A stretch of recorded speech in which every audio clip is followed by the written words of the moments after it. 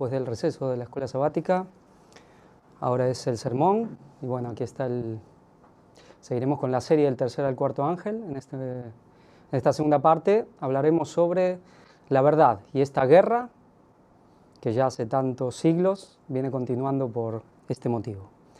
Pero primero comenzaremos con una oración. Padre Celestial que estás en el alto cielo, te damos gracias por tu gran nombre, tu gran poder y por el amor con que nos has amado, dándonos a tu Hijo más querido, Señor, para nuestra salvación.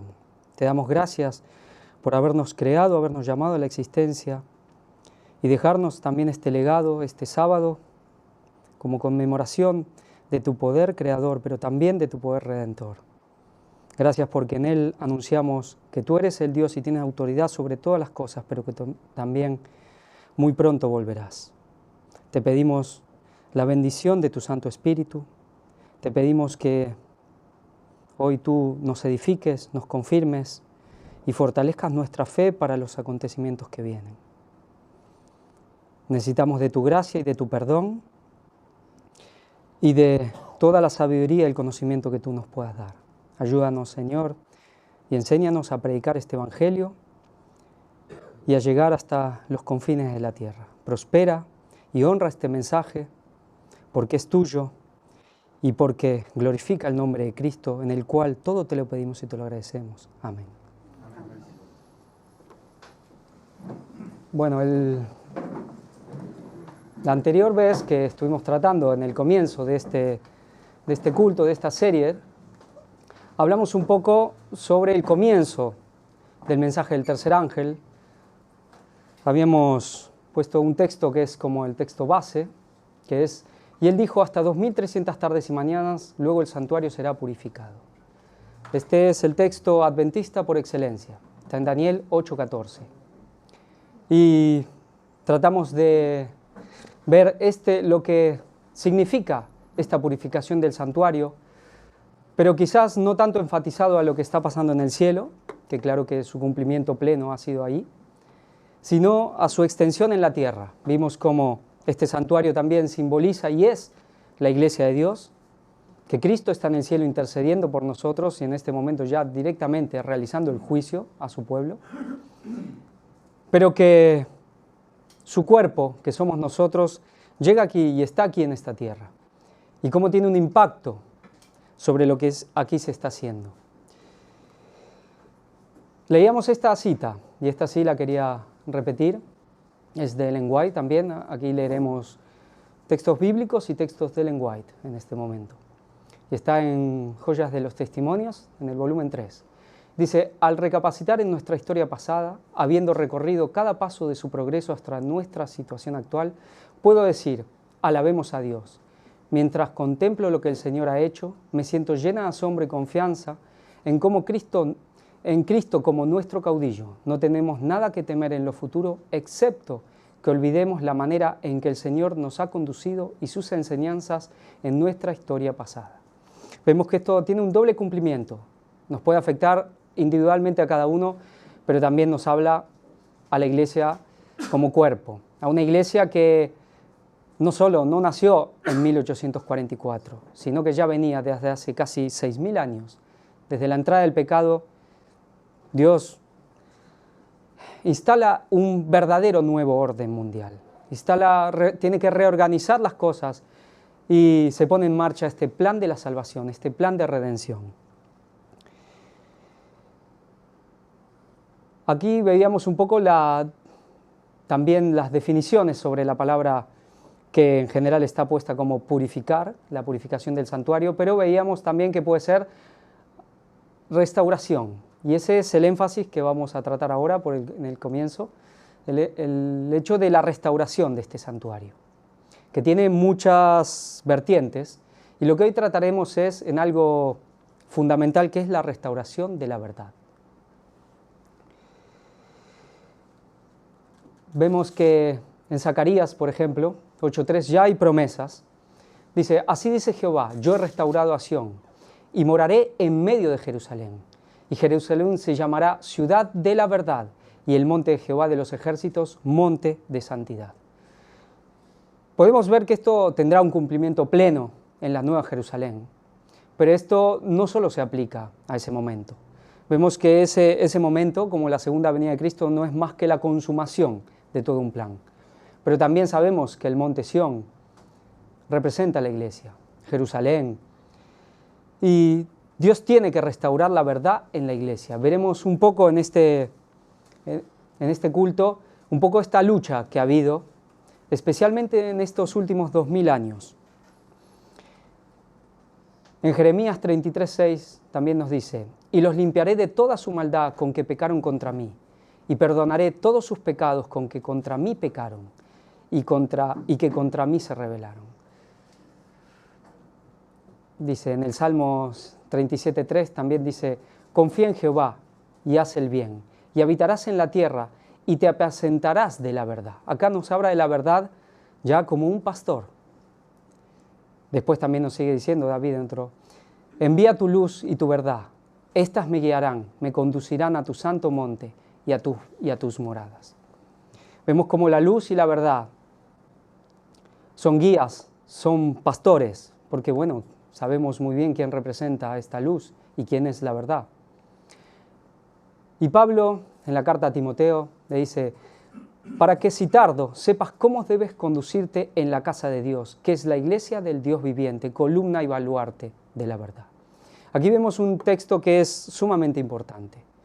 Vemos que Dios desde el principio ha querido depositar aquí en esta tierra la verdad, toda su verdad, que es la fuente de donde provienen todas las verdades que puedan surgir en este mundo, del carácter que sea. Cualquier cosa que es así, que es justo y que es verdadero, proviene de Dios. Y todo lo que no es, pues no proviene de Él. Por eso también tenemos que saber que la verdad no se encuentra plenamente en una persona, sino que Dios siempre ha constituido un grupo, una comunidad, una iglesia. Podemos ponerlo como una familia, y que tiene que estar íntimamente relacionado, totalmente y absolutamente relacionado con Jesús, siendo Él la cabeza. Esto es muy importante porque a veces podemos ir, como quien dice, por libres. Podemos ir para acá queriendo dar el mensaje. Nuestras intenciones pueden ser buenas, pero Dios siempre nos trata de conducir a su iglesia. Es muy difícil para una persona individualmente conocer toda la plenitud de la verdad, por lo menos que Dios tiene en ese tiempo en esta tierra. Siempre nos tienen que haber guiado. Siempre hay gente que ha recorrido un camino y ha allanado las cosas. Y todas las personas, por más que hayan sido grandemente utilizadas por Dios de una manera especial y puedan haber encontrado verdades ocultas o nuevas verdades en la Escritura, también han sido guiados por la iglesia, por gente, por hombres que los precedieron. Pero ¿qué nos dice la Biblia sobre qué es la verdad? Quizás hemos escuchado mucho y seguramente, pero vamos a ver algunos textos. Dice: en tu mano encomiendo mi espíritu, tú me has redimido, oh Jehová, Dios de verdad. Vemos que es un atributo inseparable de Dios. También en otro salmo, David nos dice: tu justicia es justicia eterna y tu ley la verdad. Aquí nos habla ya en relación con la ley. Siempre hubo, quizás se ha comentado seguramente aquí, de un tema filosófico, de cómo poder coordinar, poder ensamblar, poder ver si hay relación o no entre la justicia y la verdad. En la Biblia no cabe duda. Son dos cosas que son parte de lo mismo. Tu ley es la verdad. Si la ley es la norma de la justicia, pues la ley es la verdad también. Para llegar a un juicio justo hay que exponer los hechos verdaderos. La Biblia nos dice: la suma de tu palabra es verdad y eterno es todo juicio de tu justicia. Aquí vemos también otra vez esta relación entre la ley, entre el juicio, entre la justicia y la verdad. Y nos dice que la suma de tu palabra es la verdad. Sabemos que para encontrar una verdad en la Biblia tiene que estar en toda la Biblia, no nos alcanza con un versículo acá y quizás otro allá. Tiene que ser un hecho fundamentado y tiene que estar realmente evidenciado en toda la palabra. Y podemos ver también que ahora en este tiempo con Ellen White la historia no cambia.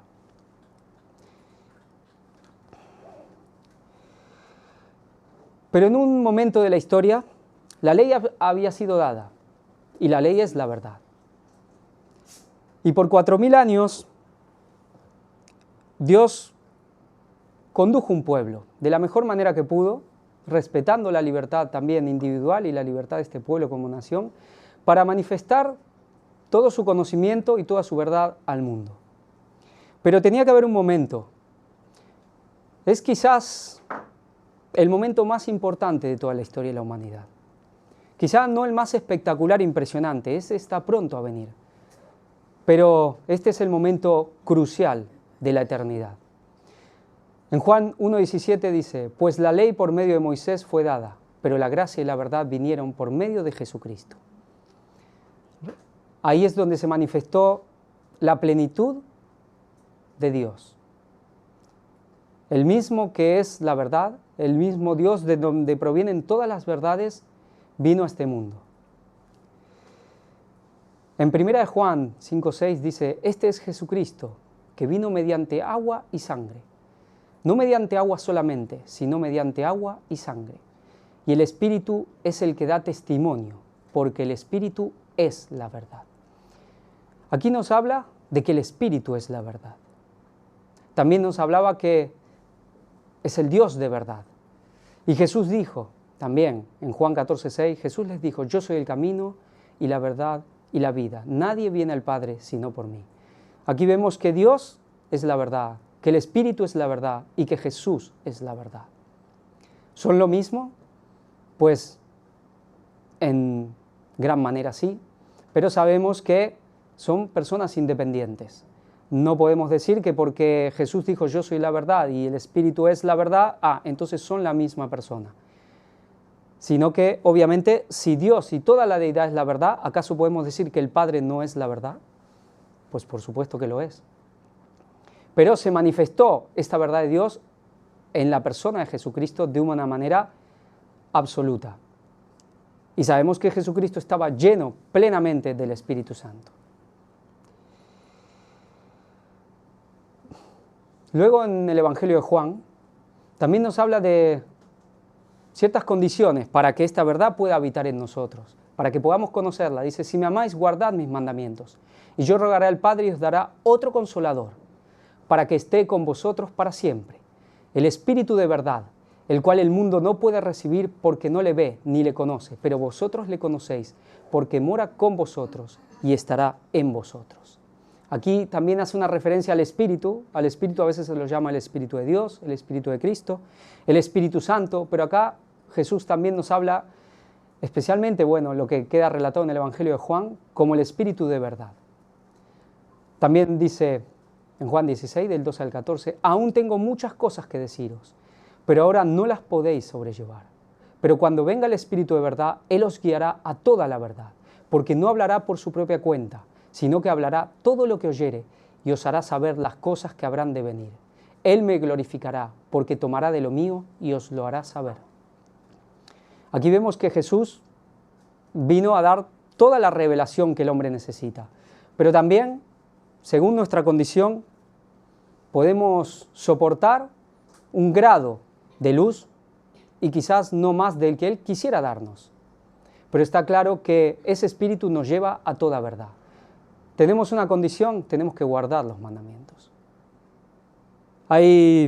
Quizás conocemos y algunos podemos haber estado más o menos con iglesias que acostumbran a decir una frase, esta es iglesia donde está la sana doctrina. Pero de base ya, si tú dices, ¿y guardas los 10 mandamientos? No, te van a decir. Podrán dar las explicaciones, las excusas, pero de base dirán que no, que los 10 no los guardan. Y comúnmente llaman iglesia de sana doctrina. Vemos que la doctrina, que es la enseñanza de Jesús, para que sea verdadera, tiene que haber una condición, tiene que haber los mandamientos. Luego veremos, porque también hay épocas de oscuridad donde Dios puede pasar por alto cierta ignorancia, pero también por eso el pueblo tampoco está capacitado para recibir todos los dones del Espíritu. En Juan 8, del 31 al 32, dice, dijo entonces Jesús a los judíos que habían creído en Él, si vosotros permaneciereis en mi palabra, seréis verdaderamente mis discípulos y conoceréis la verdad, y la verdad os hará libres. En el mundo, yo creo que difícil que alguna persona diga que no busca la verdad. Creo que en mayor o menor medida todos dirán que buscan la verdad, o hasta cierto punto. Algunos dirán, bueno, no me interesan ciertas cuestiones, pero claro, me interesa la verdad. Pues la Biblia no dice eso. Y veremos más adelante que no es del todo así. Pero sabemos que engañoso es el corazón más que todas las cosas. Pero acá hay algo que también todos decimos, podemos decir, todos queremos ser libres, ¿no? ¿Alguien quiere estar preso? ¿Alguien quiere estar sumido en algo que nos limite? No, todos queremos ser libres. Pero hay una condición claramente, que es la verdad, lo que nos hace libres. Esta es una de las citas más famosas. También se la ha quizás blasfemado o se ha hecho ironía. Había un campo de concentración en la época de la Segunda Guerra Mundial que decía, y el trabajo os hará libres, ¿no? Bueno, sabemos esa burla, ¿no? Que estaban haciendo esta gente contra los que tenían ahí. Pero utilizando esta frase. Y de alguna manera las religiones siempre han apuntado a la liberación. Todas. Algunas pueden hablar de justicia, otras no, pero todas hablan de verdad. Pero no todas dan la misma connotación. Veremos un poco más adelante de eso. Aquí Ellen White nos dice, Jesús habló cual nunca habló hombre alguno. Derramó sobre los hombres todo el tesoro del cielo en sabiduría y en conocimiento. No había venido para expresar sentimientos y opiniones inciertas, sino para hablar la verdad establecida en principios eternos. Dice que no vino para expresar sentimientos, ¿no? El mundo hoy, el sentimentalismo es algo que tiene mucha cabida y cala muy profundo y muy rápido. Ni opiniones inciertas, no lo que a él le parecía. Él todo el tiempo decía que no hablaba, no hacía su voluntad y que sus palabras eran las de Dios, sino que vino para hablar la verdad establecida. ¿Estaba establecida ya esa verdad? Podría haber hecho revelaciones científicas que habrían puesto en el olvido como pequeñeces los descubrimientos de los mayores hombres. Esto hace poco se ha comentado. Y quizás hoy es lo que la gente quiera, lo que la gente más quiere y lo que más se tiene por sabio a la persona que revela o que da conocimiento sobre verdades científicas, que no son más que cosas naturales. Jesús nos vino a hablar de cosas mayores, que son las verdades espirituales. Imposible poder encontrarlas por nosotros mismos. Pero esta no era su misión ni su obra. Había venido para buscar y salvar lo que se había perdido, y no quiso permitir que nada lo desviase de su objeto. Reveló verdades que habían estado sepultadas bajo los escombros del error. Las libró de las exacciones y las tradiciones de los hombres. Exacciones es como exigir un pago injusto, violentamente. Y les ordenó permanecer firmes para siempre. Rescató la verdad de su oscuridad y la puso dentro de su marco apropiado, a fin de que resplandeciese con su lustre original. Qué de extraño hay que las muchedumbres siguiesen en las pisadas del Señor y le rindiesen homenaje mientras escuchaban sus palabras. Aquí vemos que dice que reveló verdades que estaban sepultadas bajo los escombros del error, que las rescató de la oscuridad. En la primera parte que vimos la otra vez, que hablábamos un poco especialmente en el tema del santuario, y veíamos cómo en el santuario estaba ya simbolizado, revelado quizás de una manera, claro, velada, todas las verdades. Inclusive veíamos cómo Ellen White mismo nos decía claramente, y algo que podemos ver ya solo viendo la figura del santuario, que estaban revelados los tiempos de la primera y de la segunda venida de Cristo, algo que hoy tantos niegan, pero que ahí estaba, que decía claramente sobre la primera venida de Cristo que estaba revelado en el santuario y que también nos indicaba el tiempo hasta la consumación, hasta el fin del mundo.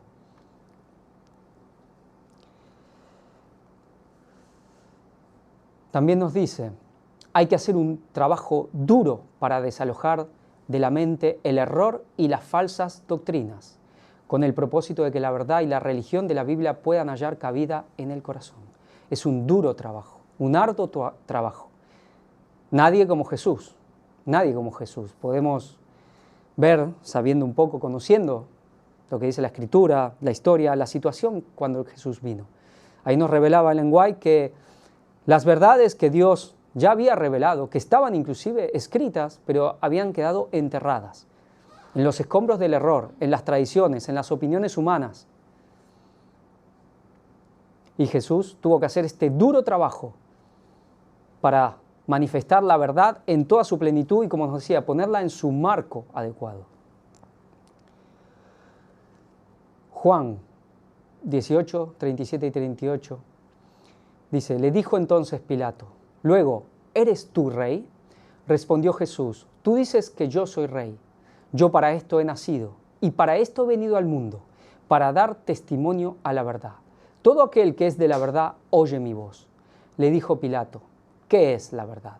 Y cuando hubo dicho esto, salió otra vez a los judíos y les dijo, yo no hallo en él ningún delito.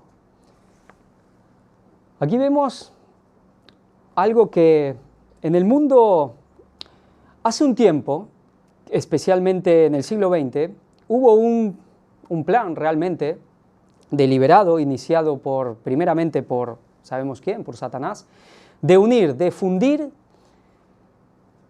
el hinduismo o todo el orientalismo con el cristianismo. A partir de los años de principios de siglo comenzó un movimiento, comenzó no un linaje, pero sí digamos, una serie de gurúes, que especialmente fueron 4, que se ocuparon de este motivo. Todos eran de la India, y uno, el último, el cuarto, hay un libro que es muy famoso quizás para alguno, hay uno que se llama, bueno, no recuerdo, La vida de un yogi o algo así, pero bueno, es de Paramahansa Yogananda, inclusive que escribió un libro que se llama La segunda venida de Cristo, interpretando los 4 evangelios, interpretando, bueno, según él y según su mirada oriental, cada versículo de los evangelios. Este hombre fue a Estados Unidos para decir que Cristo enseñó lo mismo que había enseñado Krishna. Krishna es un ser completamente mitológico, no es histórico. Entre las supuestas encarnaciones de Vishnu, Krishna es el 8º, el 9º es Buda, y a Buda ya se le llama el histórico, a Krishna se le llama el amante, pero él no es un personaje histórico. No se sabe exactamente quién ha escrito las palabras de Krishna, que están en el Bhagavad Gita, pero sabemos que no existió. Pero bueno, él vino para decir que eran las mismas enseñanzas. Una de las cosas que se dicen, utilizan esta frase cuando Pilato dice ¿qué es la verdad? Y nosotros podemos ver que no hay respuesta de Jesús. Pero también, si uno lee el texto, nos dice, cuando hubo dicho esto, salió otra vez a los judíos. Ellen White nos aclara que realmente Pilato no quiso escuchar la respuesta, que inmediatamente apenas hace la pregunta, se da vuelta y se va. Jesús ya había revelado y había dicho, yo soy la verdad. En el mundo pagano, en el mundo oriental, se habla que la verdad es algo que no se puede llegar a conocer, que la verdad trasciende las palabras, los razonamientos, cualquier argumento. En el fondo la verdad termina siendo un silencio prácticamente. Eso quizás es más budista, algunos dirán que hinduista, pero vemos que en el hinduismo trata lo mismo. La verdad termina siendo una experiencia, una forma de vida, y la verdad está en uno y trasciende a cualquier argumento. Es encontrar ese yo verdadero, es darse cuenta que ese Dios, que es la verdad, que cada religión le puede llamar a su manera, en realidad dicen que es uno mismo, que es romper o darse cuenta que esa separación que uno ve, de encontrar, de poder unirse a ese Dios, realmente no es que se une a otra persona. Ahí vemos un poco una semejanza, una similitud bastante cercana a lo que es el cristianismo. Es verdad que en el cristianismo podemos nosotros, con esta tradición judeo-cristiana, comprendemos y decimos y aceptamos y proclamamos que la verdad está enteramente en la palabra de Dios. Y que el que tiene la verdad está unido a Dios. Pero creo que todos sabemos y nadie pone en duda que si hay alguien que conoce la Biblia de memoria, es Satanás. ¿Y podemos decir que la verdad está en él? Pues no. Claro que tiene que haber una experiencia. De la palabra sin el Espíritu tampoco nos sirve de nada. Pero el paganismo se ha encargado, digamos, de dar esta idea de que la verdad está en nosotros, y cuando llegamos a la verdad es cuando nos damos cuenta quiénes somos realmente. Cuando vemos la realidad como es y que supera a toda doctrina. Para ellos un libro, una doctrina, una palabra, una escritura sagrada no es más que un vehículo que nos lleva hacia esa verdad. No es un fin último como para nosotros, digamos, que realmente es verdad que con la Biblia nos unimos a Cristo, pero sabemos que podemos tener un fundamento seguro, inamovible e infalible, donde está la verdad en toda su magnitud. Sabemos que es un libro infinito, es inagotable. Pues este concepto en el mundo que no proviene de Dios es totalmente aborrecible. Y Pilato, bueno, teniendo esta influencia griega, donde los filósofos también se pasaban rebuscando y dando vueltas, pero nunca podían llegar a la cuestión, buscando un concepto filosófico como verdad, cuando la Biblia nos habla de un Dios vivo, algo que es mucho más que un concepto. También, bueno, teniendo esta mentalidad, se habrá preguntado muchas veces, como romano, con toda la herencia griega, qué es la verdad. Y realmente la tuvo enfrente y sabiendo, y no quiso oírla.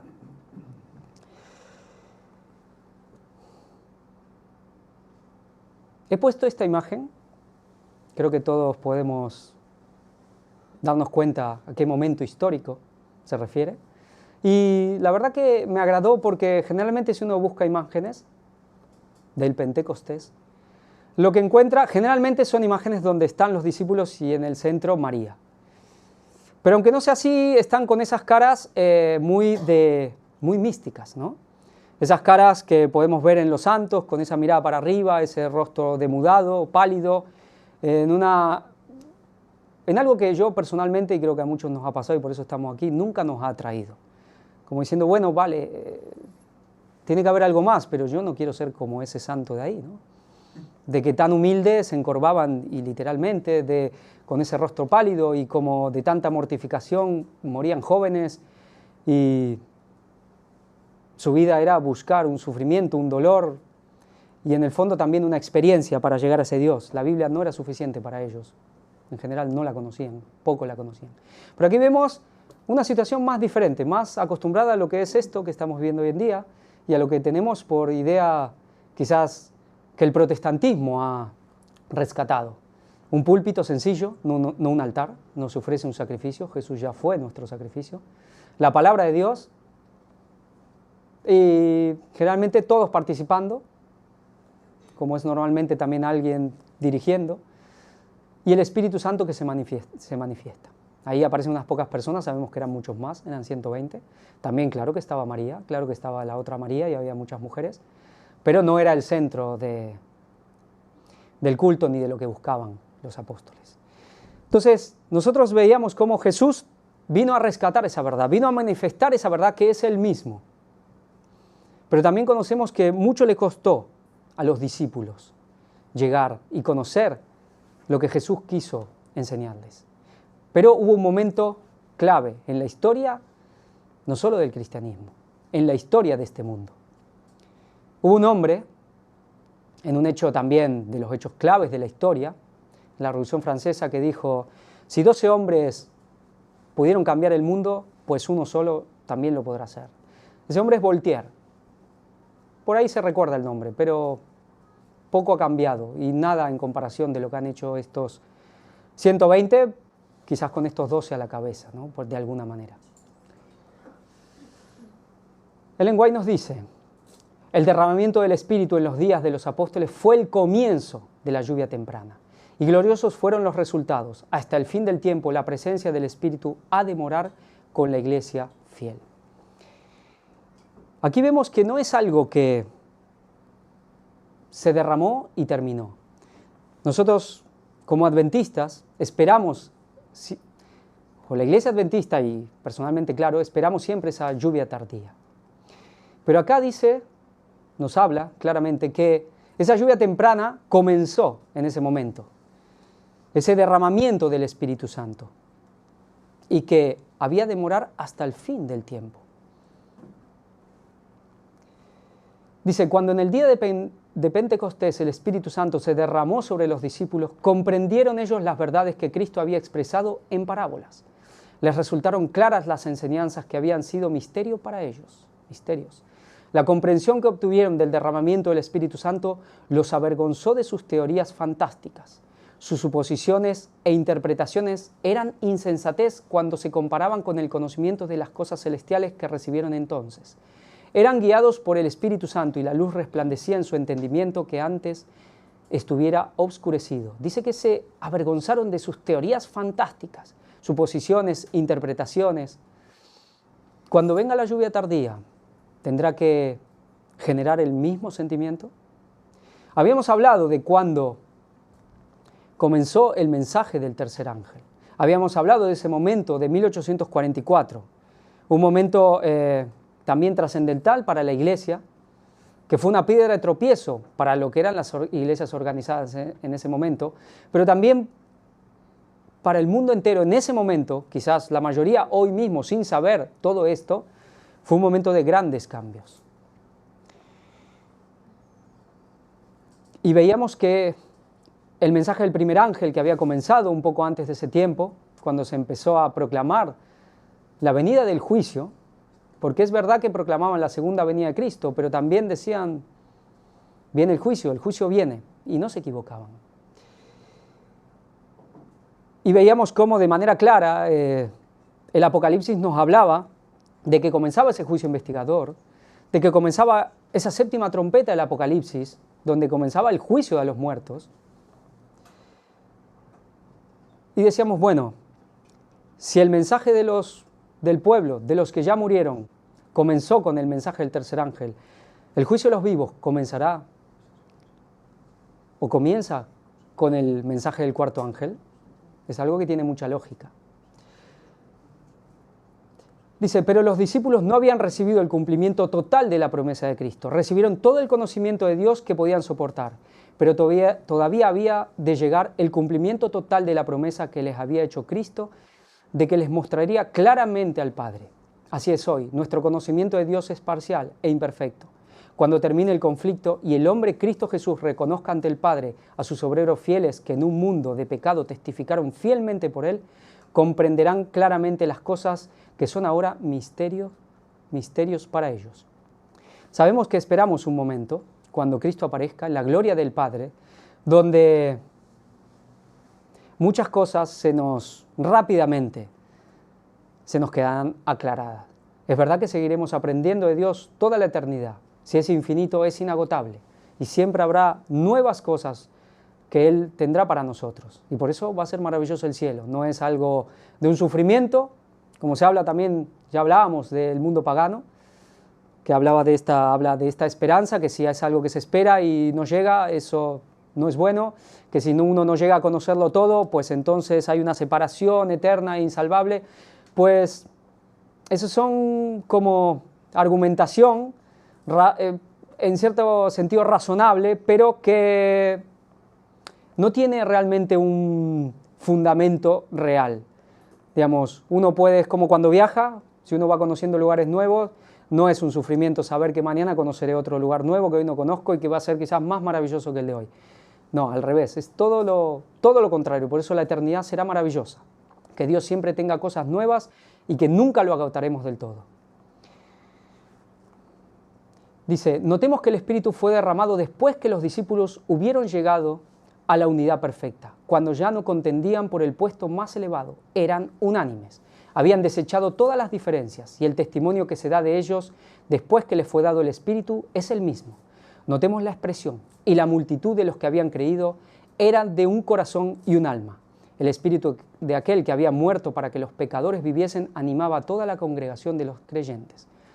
Aquí vemos también algo que tenía que ser también una causa activa para que el Espíritu Santo pueda derramarse. Tenía que haber una unidad perfecta. No era solo una cuestión de orgullo, como nos puede dar al principio la idea, de que ya no contendían por un puesto más elevado, de que habían desechado las diferencias, sino que estamos hablando de un tema doctrinal, de un tema de creencias, de un tema de interpretación. Eran de un corazón y un alma. Estaban realmente unidos en corazón y mente, en creencia, en espíritu, en sentimientos, en un mismo sentir. Solo así pudo derramarse el Espíritu Santo. Hay un momento, este momento, ha sido el momento anhelado y buscado por la iglesia cristiana de siempre, rememorar, que poder vivir otra vez esta experiencia. Así como el mundo creyente, el pueblo de Dios siempre ha tenido, y es algo que llevamos los seres humanos intrínsecamente, yo creo que en nuestros genes, de aquel recuerdo del Edén. Podemos no creer, pero por algo siempre rememoramos un pasado que fue mejor, una era de inocencia. Pero en el mundo cristiano la iglesia siempre ha querido volver a ser como fue en este momento. Veíamos que cuando vino Jesús, esas verdades que fueron establecidas por Dios fueron oscurecidas, enterradas. Hay una lucha, hay una guerra. Ese es el título de esta segunda parte. Una guerra entre la verdad y el error. Hay un príncipe, así como Dios, como Jesús puede ser el príncipe de la verdad, hay un príncipe de la mentira. Y está activo y lucha contra todo lo que pueda ser verdad. Pero Jesús estableció, volvió a rescatar todas aquellas cosas que habían quedado olvidadas. Desechó todo lo que no servía, todo lo que no provenía de Dios, de la palabra. Pero los apóstoles hasta este momento, hasta que no estaban unidos de mente y corazón, no lo podían entender. El mundo cristiano luego tuvo que vivir otra vez la experiencia de esta lucha, de esta infiltración del error. Por eso nosotros creemos que hubo un momento donde la iglesia realmente era infalible. Quizás no conocía todas las cosas. Y sabemos que no conocía todas las cosas, pero sabíamos que habían desechado todo error. Todo lo que tenemos escrito por los mismos apóstoles, por los discípulos de Cristo, son verdades sagradas. Podemos ver que, inclusive en la carta de Pablo, cuando Pablo le habla a los hebreos, le habla de que ya es tiempo de dejar la leche, de cosas básicas. Y cuando habla de cosas básicas está hablando de tema de juicio, tema de bautismo. Hoy el mundo cristiano no conoce el juicio de Dios. Y ahí lo habla como algo básico, que ya tendrían que ir un poco más allá. Cosas que hoy se discuten. Jesús había establecido, y con el derramamiento del Espíritu Santo, esas verdades quedaron establecidas en sus mentes. Y esa iglesia, por lo menos inclusive en su dirigencia y en la mayoría, sabemos que luego entraban las personas y cada uno que viene nuevo tiene que hacer ese proceso y esa limpieza. Pero la iglesia podía tener un fundamento sólido, fundada en los profetas, en los apóstoles y en la piedra angular que era Cristo. Dice, los primeros discípulos salieron predicando la palabra, revelaban a Cristo en su vida y el Señor obraba con ellos, confirmando la palabra con las señales que se seguían. Estos discípulos se prepararon para su obra. Antes del día de Pentecostés se reunieron y apartaron todas sus divergencias. Estaban unánimes, creían la promesa de Cristo de que la bendición sería dada y oraban con fe. No pedían una bendición solamente para sí mismos. Los abrumaba la preocupación por la salvación de las almas. El Evangelio debía proclamarse hasta los últimos confines de la tierra y ellos pedían que se les dotase del poder que Cristo había prometido. Entonces fue derramado el Espíritu Santo y millares se convirtieron en un día. Eso está en el deseado de todas las gentes. Vemos cómo ya fueron confirmados y estaban totalmente preparados para hacer esta obra. También estaban confirmados, valga la redundancia, por todos los dones. A veces nos dicen, ¿y por qué si ustedes dicen que tienen la verdad, por qué no tienen los dones del Espíritu? Bueno, será que todavía no estamos unánimes del todo, pero eso sabemos que llegará, con nosotros o sin nosotros, que esta iglesia que estamos aquí presentes y los que nos escuchan, que somos partes todos, es esta iglesia. que cumplirá y repetirá esta historia y con una gloria mayor. Pues Dios quiere que nosotros seamos parte. Ahora esa cuestión ya depende también enteramente de nosotros. Pero esta verdad, esta iglesia pura, sin mancha, como lo vemos en la Escritura, como vemos en el Apocalipsis, ese jinete del caballo blanco, puro, sin mancha, sin error, que salió a llevar el Evangelio a todo el mundo, por lo menos el mundo conocido para el pueblo judío, donde ellos estaban esparcidos, y quizás un poco más. Eso no iba a durar mucho. Hay un enemigo que está contra todo el conocimiento de Dios. Daniel 8, 11, 14, lo habíamos leído, dice, aún, ¿de quién habla? Habla de un poder, de un sistema político, religioso, también económico, social, cultural, que trata de abarcar todos los ámbitos de la vida. Dice, aún se engrandeció contra el príncipe de los ejércitos y por él fue quitado el continuo sacrificio y el lugar de su santuario fue echado por tierra. Ya veíamos como que este poder, que se identifica claramente con el Vaticano, con el papado, la iglesia, el catolicismo, echaría por tierra ese santuario. Y a causa de la prevaricación le fue entregado el ejército, junto con el continuo sacrificio, y echó por tierra la verdad, e hizo cuanto quiso y prosperó. ¿Por qué la prevaricación? Porque ellos sabían lo que era verdad, lo que era justo, pero iban contrario a ello.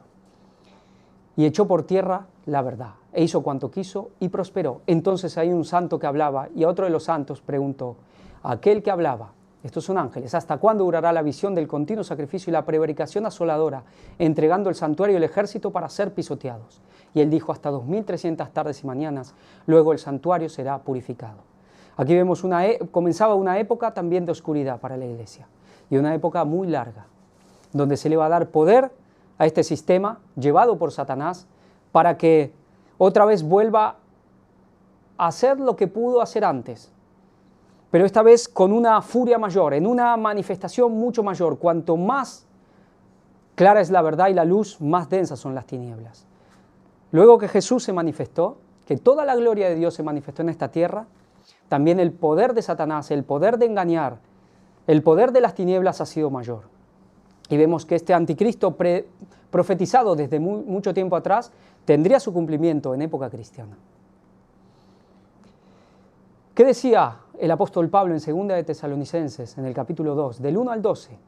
Dice, pero con respecto a la venida de nuestro Señor Jesucristo y nuestra reunión con Él, os rogamos, hermanos, que no os dejéis mover fácilmente de vuestro modo de pensar, ni os conturbéis, ni por espíritu ni por palabra, ni por carta como si fuera nuestra, en el sentido de que el día del Señor está cerca. Aquí Pablo hace una advertencia, que no se dejen mover, le decía a la iglesia, que no se dejen engañar por nadie, ni por palabra ni por carta, como si fuera de ellos, de que el día del Señor está cerca. Muchos son los que dicen que la iglesia primitiva y Pablo creía que verían ellos al Señor viniendo en las nubes. Pablo deja claramente que él sabía que no lo iba a ver ese momento en vida. Y que había gente que estaba falsificando inclusive sus nombres. ¿Para infiltrar qué? El error. Nadie os engañe en ninguna manera, porque no vendrá sin que antes venga la apostasía y se manifieste el hombre de pecado, el hijo de perdición, el cual se opone y se levanta contra todo lo que se llama Dios o es objeto de culto, tanto que se sienta en el templo de Dios como Dios, haciéndose pasar por Dios. Hay gente que espera al anticristo viniendo de una manera muy burda, blasfemando de manera directa contra Cristo, hablando palabras inclusive de insultos contra Dios, contra Jesucristo, prácticamente vistiéndose de rojo con cuernos y cola. Pues eso no engañaría a muchos. Dice que este poder se sentaría en el templo de Dios. Veíamos cómo ese templo es la iglesia. También tendrá un cumplimiento de manera más literal, y de eso ya se ha hablado mucho también. Y comentábamos la otra vez cómo cuando Dios intenta restaurar ese santuario, esa verdad, ese restablecer la sana doctrina, la pura verdad, también hay alguien que comienza, este poder que comienza en esos mismos hechos. Veíamos cómo en 1799, algo que ya se quería hacer, pero realmente se pone sobre la mesa, con Napoleón, una persona muy importante para esta gente en la historia, intentan hacer que reedificar el antiguo templo, para que alguien se siente ahí, y no solo el Papa, sino el anticristo por antonomasia. ¿No os acordáis que cuando yo estaba todavía con vosotros os decía esto? Y ahora vosotros sabéis lo que lo detiene, a fin de que a su debido tiempo se manifieste, porque ya está en acción el misterio de la iniquidad, solo que hay quien al presente lo detiene, hasta que él a su vez se ha quitado de en medio. Habla de un misterio de iniquidad y de que hay quien lo detiene.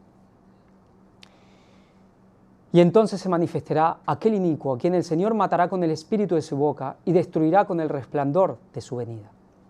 Nosotros vemos aquí que Pablo había cosas que por escrito le eran muy peligrosas decir, como los evangelios hasta después de la destrucción del templo había ciertas cosas que ellos no ponían y que después Juan sí.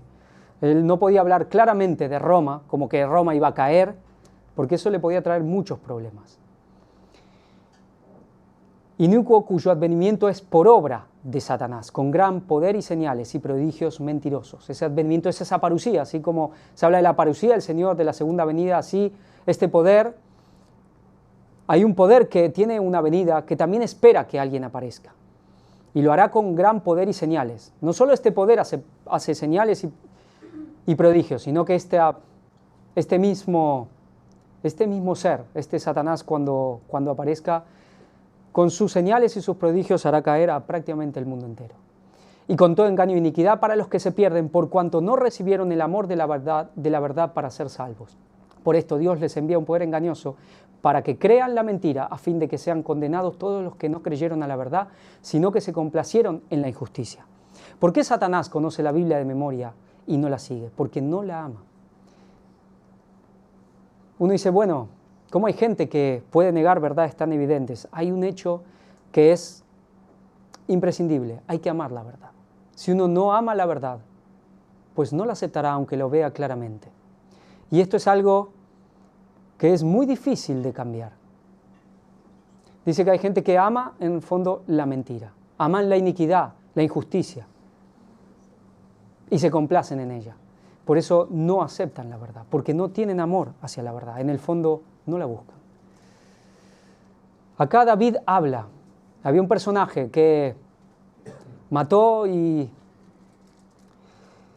Doeg, él mató al sumo sacerdote y 80 sacerdotes que estaban con él por haber ayudado, inclusive de manera ignorante, ante la persecución de Saúl a David. Y este hombre se vengó de cosas de su pasado y cuando ninguno de los siervos de Saúl quiso aceptar esta orden de exterminar a todos los sacerdotes, por lo menos los que estaban ahí, él dio el paso adelante sin ningún problema y lo hizo. Amaste el mal más que el bien, la mentira más que la verdad.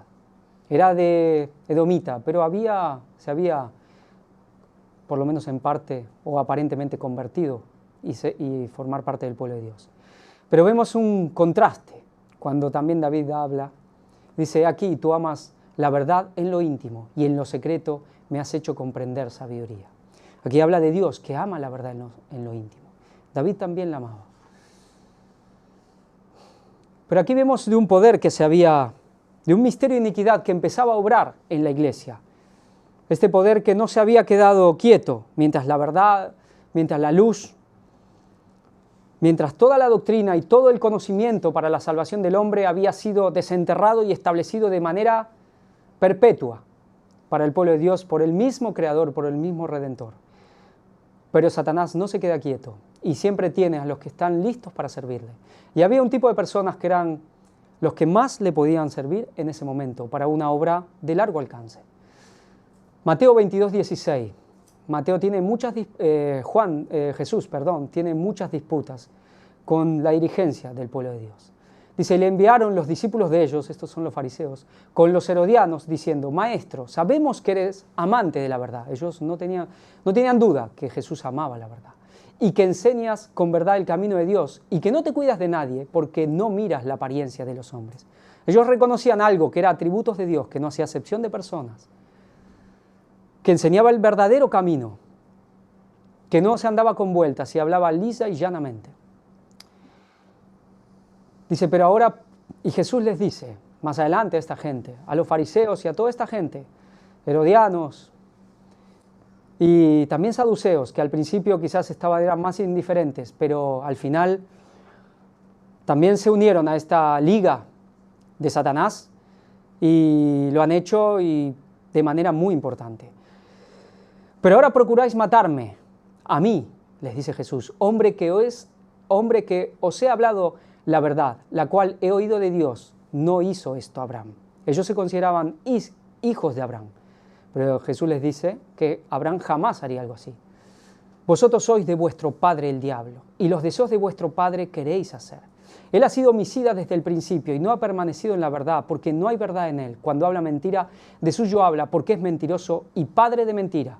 Y a mí, porque digo la verdad, no me creéis. Jesús decía las cosas claras. Jesús le hablaba a los dirigentes de esta manera: vosotros sois de vuestro padre el diablo. Por cosas mucho menores que estas, las cosas que nos dicen, ¿no? Desde parte de cierta gente de la iglesia organizada. Cuando están haciendo están tomando el mismo camino y vemos que están cumpliendo lo mismo que ellos cumplieron, ser hijos del diablo. No todos, pero los más encumbrados y la gran mayoría de ellos. Jesús dice que en Satanás no hay verdad en él, que él es un homicida y que es mentiroso desde el principio. Claro, tenemos que ver que cuando Dios crea a Lucifer, no era así. Pero desde que él, de alguna manera, se convierte en Satanás, desde ahí ya la verdad no estaba en él y la mentira es lo que ha dominado sus propósitos y el homicidio. Pablo le escribe a Tito: este testimonio es verdadero, por cuanto repréndelos duramente, para que sean sanos en la fe, no atendiendo a fábulas judaicas ni a mandamientos de hombres que se apartan de la verdad. Aquí vemos cómo Pablo, y no es el único, tiene que tomar cartas en el asunto. Ya había gente que estaba infiltrando esta iglesia, que venía con fábulas judaicas. ¿Cuántos hoy están creyendo estas fábulas? ¿Cuántos hoy se están dejando hipnotizar por una simple idioma, por una simple lengua? Puede ser muy maravilloso, puede ser muy bonito, puede ser muy abarcante el hebreo. Puede ser, yo no lo sé, quizás superior al que hablamos nosotros. Pero de ahí a idolatrar este hebreo y que todo lo que está en hebreo sea verdad, y todo lo que viene del que habla en hebreo es verdad, y todo lo que no se habla en hebreo, pues es de carácter dudoso. Bueno, hay que ser muy iluso para caer en algo así. Y lamentablemente muchos están cayendo. Y vemos las mismas fábulas judaicas, las mismas personas haciendo la misma obra. Dice Ellen White: podemos estar seguros de que cuando el Espíritu Santo sea derramado, los que no recibieron ni apresaron la lluvia temprana no verán ni entenderán el valor de la lluvia tardía. Eso está en Testimonios para los Ministros. Aquí veíamos que la lluvia temprana llega hasta el fin, pero que para recibir la lluvia tardía, que es lo que tanto se anhela, hay que recibir la lluvia temprana. ¿Y qué es la lluvia temprana? Pues, ¿quiénes la recibieron? Los apóstoles. ¿Y qué nos dice la Biblia y Ellen White? Que es esas verdades que Jesús estableció y las verdades que ellos estaban capacitados para soportar. Las verdades de la lluvia tardía, muchas de ellas de manera clara ellos no las podían saber. ¿Qué podían saber los discípulos de Cristo del año 2031? Pero sí que podían saber de los 6.000 años y de los 2.000 años después de la cruz, algunos de ellos.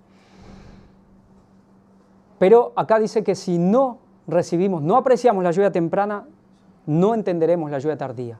¿Qué vemos que está pasando? Mucha gente, quizás, y esto no hay ninguna culpa en llegar de afuera, en ser nuevo. Muchos hemos llegado al adventismo, somos algunos más, otros menos, bastante recientes. Somos pocos acá, los que llevan casi toda la vida. Y creo que si acá miro ahora y alguien que ha estado toda la vida, creo que solo hay una o dos. Pero son pocos también los que han estado casi toda la vida.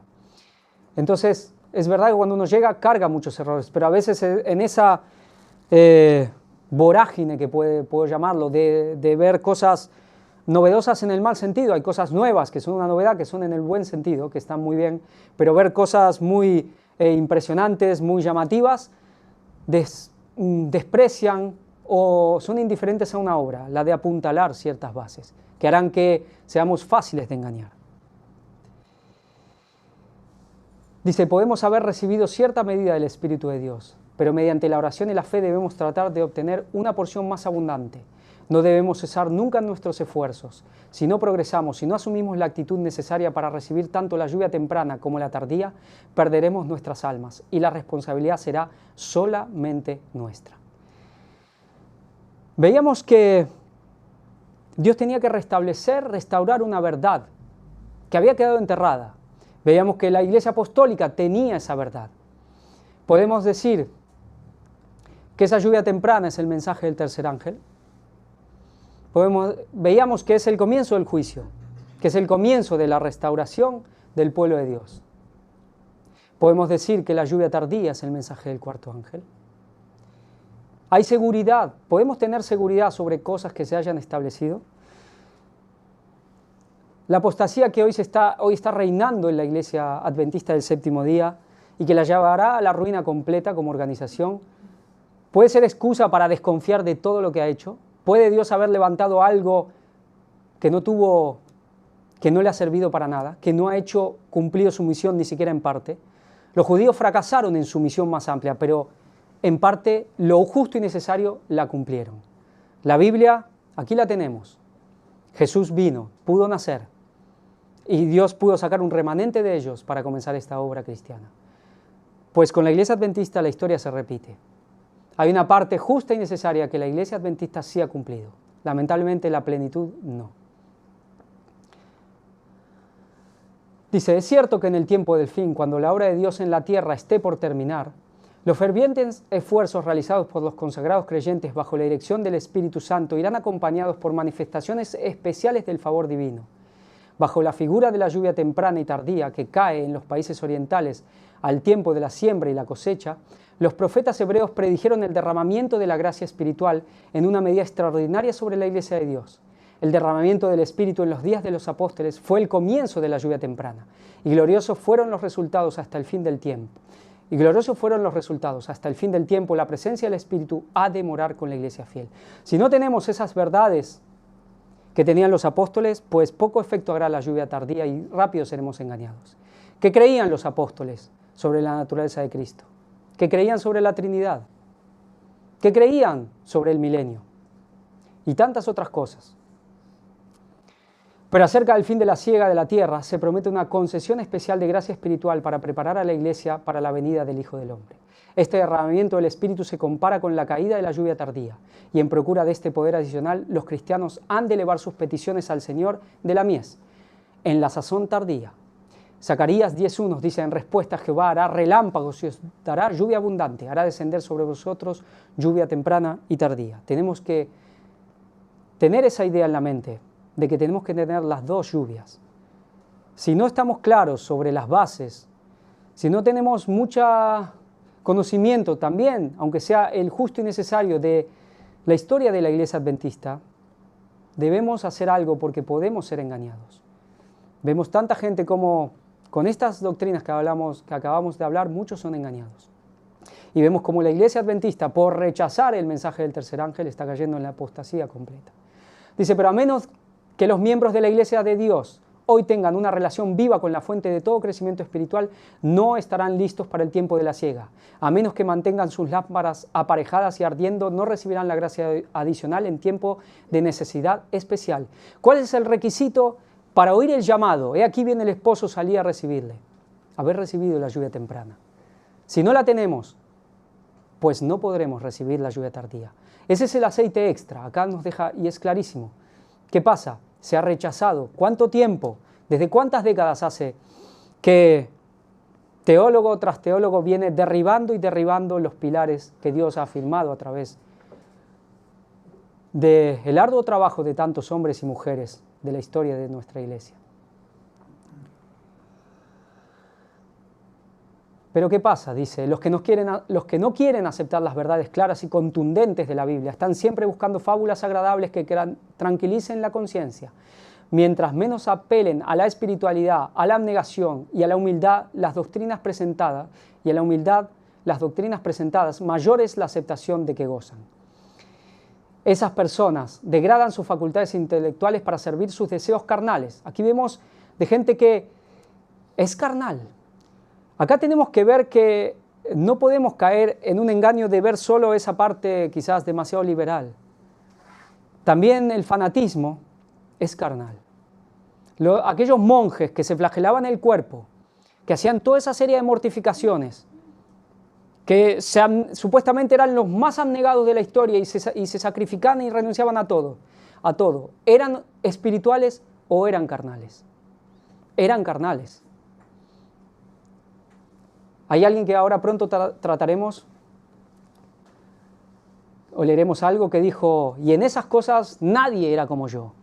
Pero este hombre se desprendió de esas cadenas y encontró la luz de la palabra de Dios, especialmente con la doctrina, las que realmente nos trae nuestra paz, y la doctrina quizás la más amada de los cristianos de todas las épocas, que es esa justificación por la fe. Estamos hablando de Lutero. Demasiado sabias en su propia opinión para escudriñar las Santas Escrituras en contrición y pidiendo ardientemente a Dios que las guíe. No tienen escudo contra el error. Satanás está listo para satisfacer los deseos de sus corazones y poner las seducciones en lugar de la verdad. Fue así como el papado estableció su poder sobre los hombres, y al rechazar la verdad porque entraña una cruz, los protestantes siguen el mismo camino.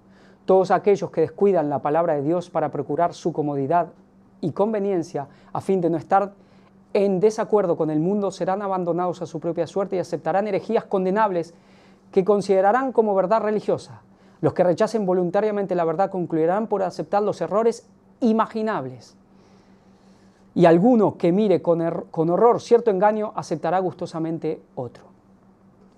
Sabemos que cuando uno va por el camino cierto, Satanás, para hacernos desviar de ese camino, nos va a llenar de esas verdades que creemos, pero aunque sea una mínima, pequeña, nos las va a sustituir por una verdad. Si tomamos ese camino, ya vamos a estar menos preparados para aceptar la verdad, la mentira siguiente, hasta que caeremos en lo que quizás pensemos que jamás íbamos a caer. ¿Cuántos adventistas hoy dicen que jamás aceptarán el sábado? Y sabemos que el domingo, perdón. Y sabemos que la mayoría lo harán. Los que rechacen voluntariamente la verdad, bueno, eso lo leímos. El apóstol Pablo, hablando de una clase de hombres que no admitieron el amor de la verdad para que fuesen salvos, declara, por esto Dios les envía la eficaz operación de error, a fin de que crean a la mentira para que sean condenados todos aquellos que no creen a la verdad, sino que se complacen en la injusticia. Ya lo hemos leído. En vista de semejante advertencia, nos incumbe ponernos en guardia con respecto a las doctrinas que recibimos. Tenemos que estar en guardia con las doctrinas que recibimos. Está muy bien escudriñarlo todo y retener lo bueno, pero hay que estar en guardia. No podemos confiarnos demasiado porque la inteligencia de Satanás es enormemente mayor que la nuestra. Y acá Pablo otra vez enfrentando a cierta clase de hombres, hermanos, por así decir, suyos.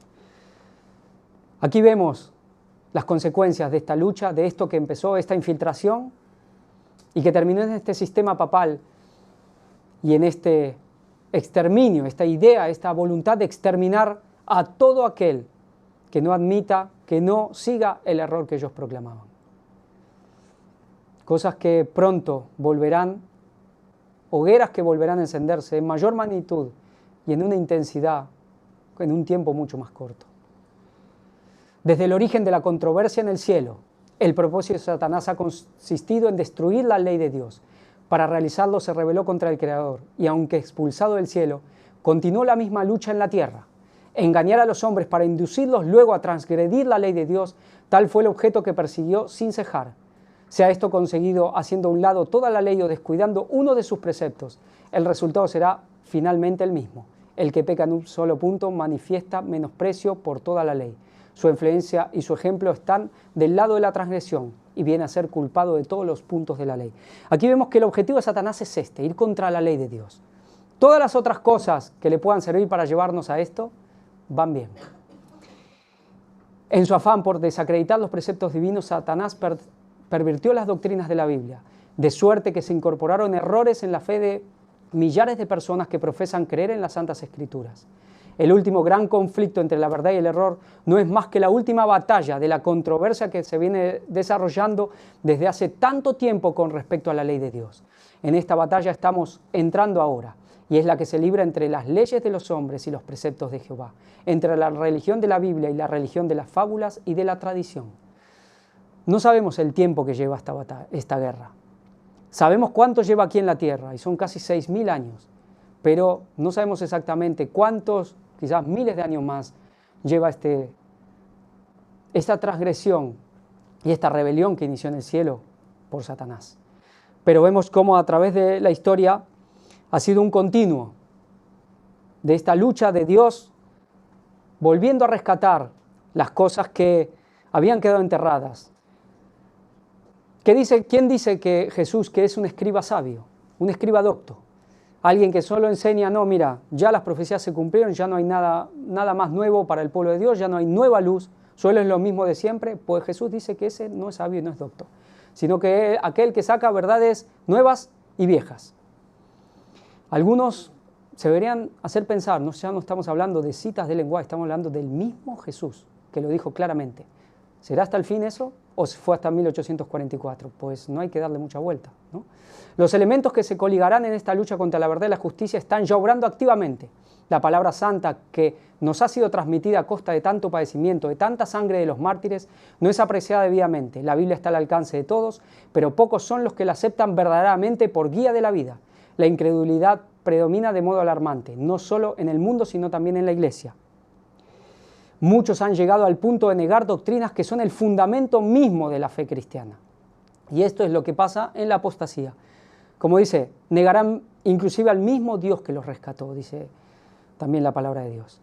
Los grandes hechos de la creación, como los presentan los escritores inspirados, la caída del hombre, la expiación y el carácter perpetuo de la ley de Dios, son en realidad rechazados entera o parcialmente por gran número de los que profesan ser cristianos. Podemos decir que no, yo guardo los 10 mandamientos, pero ¿qué hablamos de la caída? No hay pecado original. Porque eso es católico. ¿Es católico? Miles de personas que se envanecen de su sabiduría y de su espíritu independiente consideran como una debilidad el tener fe implícita en la Biblia. Piensan que es prueba de talento superior y científico argumentar contra las Sagradas Escrituras y espiritualizar y eliminar sus más importantes verdades. Eliminar, espiritualizar y hablar de un conocimiento aparentemente superior, científico, filosófico. ¿A qué se dedican hoy los pastores? ¿A leer la Biblia en general o a leer filosofía? El advenimiento de la Iglesia romana al poder marcó el principio de la Edad Media. A medida que crecía su poder, las tinieblas se hacían más densas. La fe pasó de Cristo el verdadero fundamento al Papa de Roma. En vez de confiar en el Hijo de Dios para obtener el perdón de sus pecados y la salvación eterna, el pueblo recurría al Papa y a los sacerdotes, prelados, a quienes él invistiera de autoridad. Se le enseñó que el Papa era su mediador terrenal y que nadie podía acercarse a Dios sino por medio de él. Y andando el tiempo se le enseñó también que para los fieles el Papa ocupaba el lugar de Dios y que por lo tanto debían obedecerle implícitamente. Con solo desviarse de sus disposiciones se hacían acreedores de los más severos castigos que debían imponerse a los cuerpos y almas de los transgresores. Así fueron los espíritus de los hombres desviados de Dios y dirigidos hacia hombres falibles y crueles. Sí, aún más, hacia el mismo príncipe de las tinieblas, que ejercía su poder por intermedio de ellos. El pecado se disfrazaba con manto de santidad. Cuando las santas escrituras se suprimen y el hombre llega a considerarse como ente supremo, ¿qué otra cosa puede esperarse sino fraude, engaño y degradante iniquidad? ¿Qué pasó en la Revolución Francesa? Se suprimió la Biblia, se dijo abolida al infame, ¿no? En referencia a Cristo, enterrada al infame, y pusieron inclusive no una persona cualquiera, una prostituta, en un acto de burla y blasfemia total. ¿Qué otra cosa puede esperarse sino fraude, engaño y degradante iniquidad? Al ensalzarse las leyes y las tradiciones humanas se puso de manifiesto la corrupción que resulta siempre del menosprecio de la ley de Dios. Días azarosos fueron aquellos para la Iglesia de Cristo. Pocos en verdad eran los sostenedores de la fe. Aun cuando la verdad no quedó sin testigos, a veces parecía que el error y la superstición concluirían por prevalecer completamente y que la verdadera religión iba a ser desarraigada de la tierra. El Evangelio se perdía de vista mientras que las formas de religión se multiplicaban y la gente se veía abrumada bajo el peso de exacciones rigurosas. Parecía que iba a desaparecer totalmente la verdadera fe. pronto se repetirá esta historia. No dice Ellen White, parecerá que la iglesia caerá, pero no lo hará al final. Cuando muchos utilizan, ven, la denominación, bueno, sabemos que la denominación tiene su función, pero como cualquier denominación, si desecha a Dios, Dios la desecha. Pero hay una iglesia. Veíamos esa mujer y ese dragón al principio, un dragón que persigue a esa mujer que simboliza la iglesia de todas las edades. Y vemos una lucha continua y esa mujer llegará hasta el fin. Podemos ubicarla desde la descendencia de Set, luego de Abel y de Sem, y así sucesivamente. Esa es la iglesia de Dios que llegará hasta el fin. Ese es el santuario de Dios. Trabajando con paciencia y tenacidad en profundas y oscuras cavernas de la tierra, alumbrándose con antorchas, copiaban las Sagradas Escrituras. Versículo por versículo y capítulo por capítulo, así se proseguía la obra, y la palabra revelada de Dios brillaba como oro puro. Pero solo los que se empeñaban en esa obra podían discernir cuánto más pura, radiante y bella era aquella luz por efecto de las grandes pruebas que sufrían ellos. Ángeles del cielo rodeaban a tan fieles servidores. Satanás había incitado a los sacerdotes del Papa que sepultaran la palabra de Dios bajo los escombros del error, la herejía y la superstición, pero ella conservó de un modo maravilloso su pureza a través de todas las edades tenebrosas. ¿De quién veíamos antes que hablaba Ellen White? De esta gente que, especialmente en los sitios de los Alpes, estas iglesias, estos pueblos, este pueblo de Dios, llámese valdenses, albigenses, cátaros y tantos otros, que hicieron esta obra y continuaron tomando y preservando esa antorcha, que nunca Satanás la ha podido apagar y nunca la apagará. Siempre, aunque sea, en toda la historia, aunque sea, ha habido un guardador del sábado, en toda la historia. ¿Y por qué Dios se tiene que asegurar de eso? Ya veremos un poco a qué nos lleva la importancia de la restauración de esta verdad en este conflicto y en el tiempo del fin. No llevaba, dice, la marca del hombre, sino el sello de Dios. Incansables han sido los esfuerzos del hombre para oscurecer la sencillez y claridad de las Santas Escrituras y para hacerles contradecir su propio testimonio. Pero a semejanza del arca que flotó sobre las olas agitadas y profundas, la palabra de Dios cruza ilesa las tempestades que amenazan destruirla. Como las minas tienen ricas vetas de oro y platas ocultas bajo la superficie de la tierra, de manera que todo el que quiera hallar el precioso depósito debe forzosamente cavar para encontrarlo. Así también contienen las Santas Escrituras, las Sagradas Escrituras, tesoros de verdad que solo se revelan a quien los busca con sinceridad, humildad y abnegación. Dice, era muy precioso. Acá ya vemos a Lutero, épocas de casi 1000 años. Veíamos el comienzo de la Edad Media con la irrupción del papado. Y este mensaje que parecía que iba a quedar totalmente enterrado, totalmente vencido. Veíamos y sabemos la historia, se ha presentado cómo ya los valdenses, quizás ya cansados de luchar, ya estaban cediendo de alguna manera. Pero en ese momento, hombres, y especialmente uno, Dios ha levantado para continuar esta batalla, para retomar esta lucha, para portar otra vez la antorcha y enfrentar al príncipe de las tinieblas y a su obispo. Dice, era muy precioso el mensaje que Lutero daba a las ansiosas muchedumbres que pendían de su palabra. Nunca antes habían oído tan hermosas enseñanzas, las buenas nuevas de un amante salvador, la seguridad del perdón y de la paz por medio de su sangre expiatoria, regocijaban los corazones e inspiraban en todos una esperanza de vida inmortal. Aquellos tiempos eran muy duros para la gente, penitencias, grandes mortificaciones del cuerpo y del alma y del espíritu, para poder alcanzar el beneplácito de la iglesia, quien tenía las llaves del reino de los cielos. Pero acá Lutero rompe con todo y trae esta doctrina, la más importante que había de ser restaurada, la expiación. Encendióse así en Wittenberg una luz cuyos rayos iban a esparcirse por todas partes del mundo y que aumentaría en esplendor hasta el fin de los tiempos. Vemos que la reforma no ha terminado. Pero la luz y las tinieblas no pueden conciliarse. Entre el error y la verdad media un conflicto inevitable. Sostener y defender. Uno de ellos es atacar y vencer al otro. Acá es claro, entramos sí o sí en una guerra, en un conflicto, y el conflicto más grande y tremendo que hubo en todo este universo. No hay forma. Si nosotros queremos ponernos del lado de Jesús, Él ya nos advirtió y ¿qué nos dijo? No vine a traer paz, sino espada, Mateo 10:34. Y el mismo Lutero dijo pocos años después de principiada su obra, la Reforma, no me conducía a Dios, sino que me impelía y me obligaba. Yo no era dueño de mí mismo, quería permanecer tranquilo y me veía lanzado en medio de tumultos y revoluciones. Es normal, uno quiere permanecer tranquilo, es normal, es natural, pero uno si tiene esa sinceridad y le pide a Dios que quiera hacer su voluntad, así nos vemos obligados, impelidos, lanzados en medio de tumultos y revoluciones. Ahora recién esto está comenzando. En aquella época de su vida estaba a punto de verse obligado a entrar en la contienda. Dice, la Reforma no terminó como muchos lo creen, al concluir la vida de Lutero. Tiene aún que seguir hasta el fin del mundo. Lutero tuvo una gran obra que hacer, la de dar a conocer a otros la luz que Dios hiciera brillar en su corazón, pero él no recibió toda la luz que iba a ser dada al mundo. Desde aquel tiempo hasta hoy, sin interrupción, nuevas luces han brillado sobre las Escrituras y nuevas verdades han sido dadas a conocer. Esto está en el conflicto de los siglos. A veces hablamos, y bueno, sí, es lógico, del mundo protestante, de la Reforma, de los protestantes. Y a veces pensamos que como adventistas no somos protestantes. Y la iglesia adventista ha sido la verdadera iglesia protestante. Y hoy podemos ver que aquí de este ministerio es la verdadera iglesia protestante. Otra cosa es el protestantismo apóstata. Dice que este evangelio será proclamado, predicado por testimonio.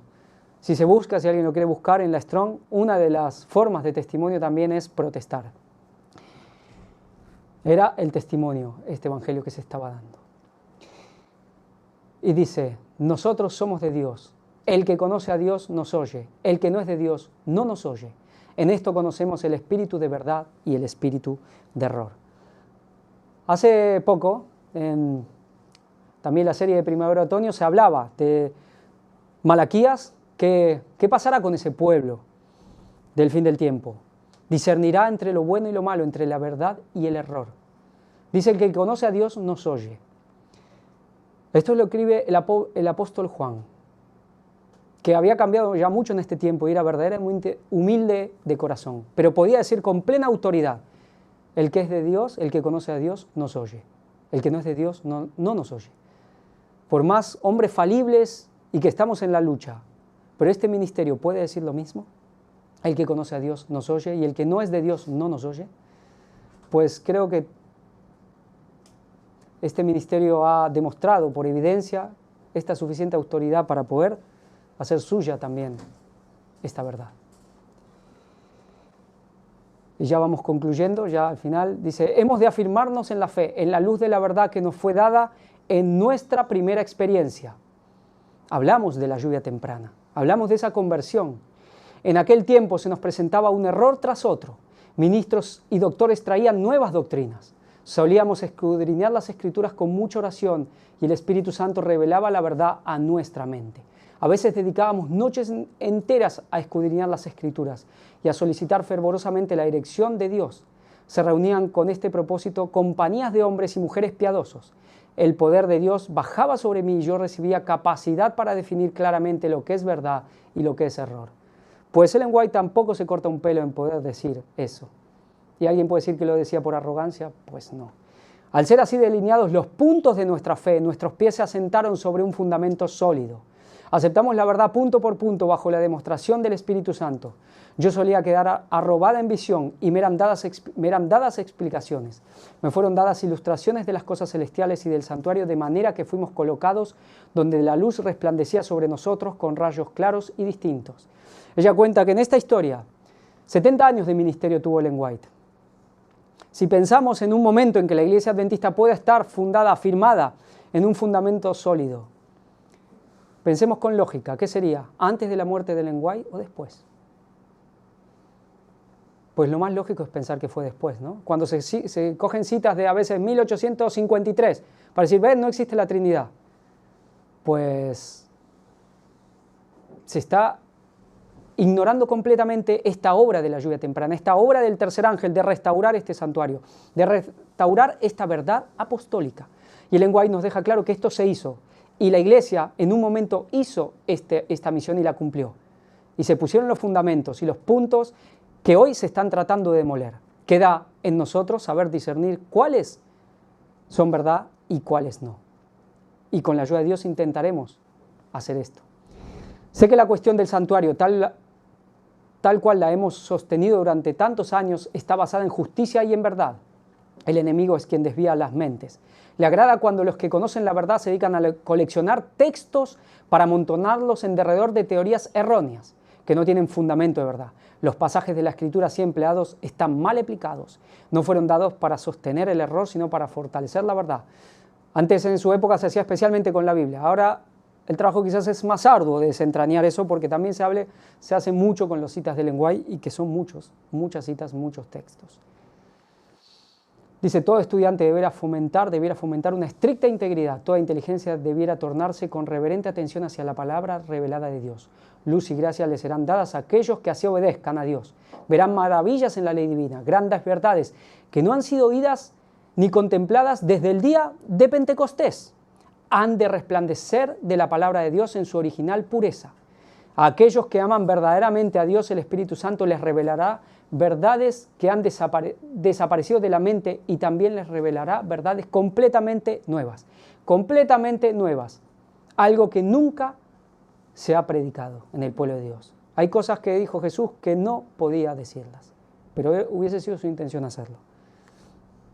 Cuando el pueblo de Dios vuelva a la fe y a las prácticas de la iglesia primitiva, la fe es práctica, obviamente no nos podemos engañar, como seguramente lo hará bajo la influencia del postrer mensaje, sobrevendrá la lluvia tardía y se reavivarán todos los dones. ¿Por qué no se han reavivado todos los dones? Pues falta la lluvia tardía, falta esa unión también del pueblo de Dios. No pudieron recibirlos en 1844, primero había que restaurar las verdades, no estaban, arrastraban muchas verdades, muchas falsas verdades de los lugares donde ellos provenían. Y fue la obra del tercer ángel también desechar el error y apuntalar y fundamentar a la iglesia en lo que sí era verdadera luz. La lluvia temprana sobrevino al comienzo de la era cristiana, en la época de la sementera del Evangelio, para que se germinara y arraigara la semilla. Entonces la iglesia disfrutó los dones espirituales. Y cuando al final de la dispensación cristiana sobrevenga la lluvia tardía para madurar la áurea cosecha destinada a los alfolíes de Dios, entonces se volverán a manifestar en toda su plenitud los dones del Espíritu. Esto está muy pronto al caer. Pero a menos que los miembros de la iglesia de Dios hoy tengan una relación viva con la fuente de todo crecimiento espiritual, no estarán listos para el tiempo de la siega. A menos que mantengan sus lámparas aparejadas y ardiendo, no recibirán la gracia adicional en tiempo de necesidad especial. Ya vimos que esta lámpara, este aceite extra, era la lluvia temprana. Necesitamos conocer eso y estar realmente afirmados en ella. Podemos haber recibido cierta medida de Espíritu de Dios, pero mediante la oración y la fe debemos tratar de obtener una porción más abundante. Esto lo hemos leído. No debemos cesar nunca en nuestros esfuerzos. Y dice, si no progresamos, si no asumimos la actitud necesaria para recibir tanto la lluvia temprana como la tardía, perderemos nuestras almas y la responsabilidad será solamente nuestra. Veríamos cómo en la época del tiempo del fin, a partir de 1798, todo se empezó a establecer en el cielo. Dios empezó a ordenar su tribunal. Y en 1844 comenzó el juicio. Pero hubo un poder que se le había dado una herida de muerte. Pero también desde ese abismo empieza a resurgir. Vemos cómo de ahí comienza toda esa obra de conspiración en gran manera, como nunca se ha visto. Empezamos a ver la obra de creación a través del sistema católico romano, de esa orden oculta del sistema católico romano. Aquellos jesuitas, aquellos que sí heredaron esta antorcha satánica desde bastante tiempo para empezar a restablecer a la Iglesia Católica su posición anterior y más todavía, a ponerla en Jerusalén para dejar el trono preparado para el falso Mesías. Y dice, y daré a mis 2 testigos que profeticen por 1260 días, vestidos de cilicio. Estos testigos son los 2 olivos y los 2 candeleros que están de pie delante del Dios de la tierra. Cuando hayan acabado su testimonio, la bestia que surge, que sube del abismo, hará guerra con ellos, contra ellos, y los vencerá y los matará. Veíamos que esto tenía su aplicación en la Revolución Francesa. Como comienza este movimiento ateo revolucionario para destruir completamente la Reforma. Pero tenemos una promesa, dice, se nos ha enseñado que debemos esperar a un ángel que descenderá del cielo y que la tierra será iluminada con su gloria.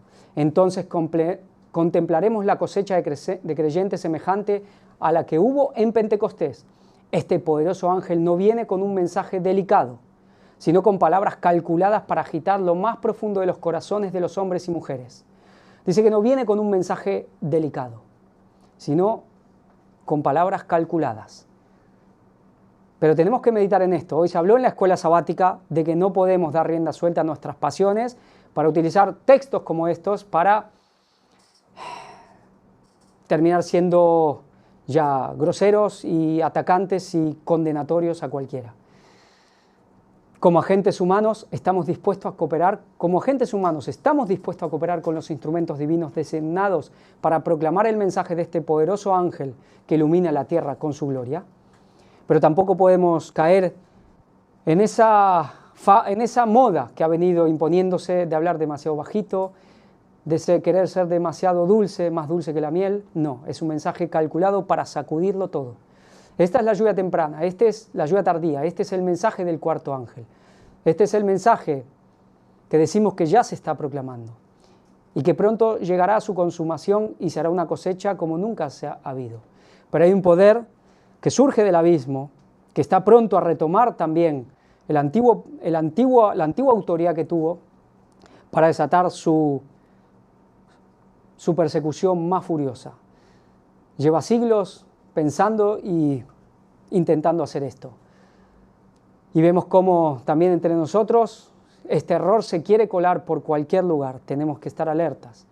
Pero acá hay un mensaje que está calculado, que tiene algo que sacudirá a todos.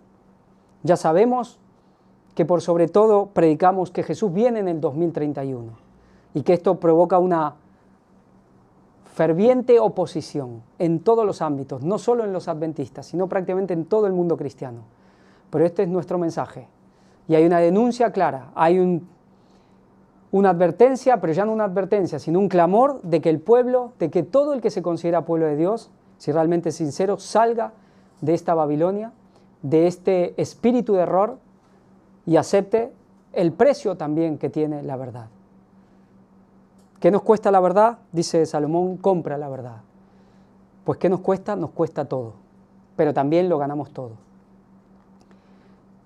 Veíamos la otra vez un ángel que se une al tercero, que tiene un mensaje distintivo. Pues eso es lo que nos toca hoy. Y esto es lo que vamos a ver también, el propósito de este mensaje y de esta restauración de la verdad. ¿Por qué hay un sello de Dios? ¿Por qué hay una marca de la bestia? ¿Qué se están disputando Dios y Satanás? ¿Por qué Dios necesita a los 144.000? ¿Podrán vencer todo el pecado? ¿No podrán? De esas cuestiones dependen también la última batalla que se está librando en esta tierra y el triunfo definitivo del Evangelio. La Biblia nos dice que somos santificados por la verdad.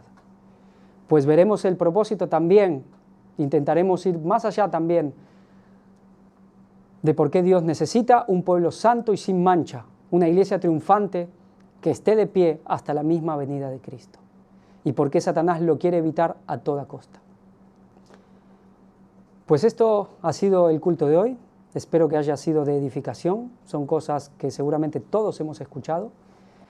Pero hemos hecho un repaso y hacemos un repaso histórico para seguir afirmando y seguir fortaleciendo nuestra fe. Y espero que haya sido del agrado y que haya servido a todos los hermanos, a los que nos están viendo y a los que nos verán. Así que esto ha sido todo y concluiremos con una oración.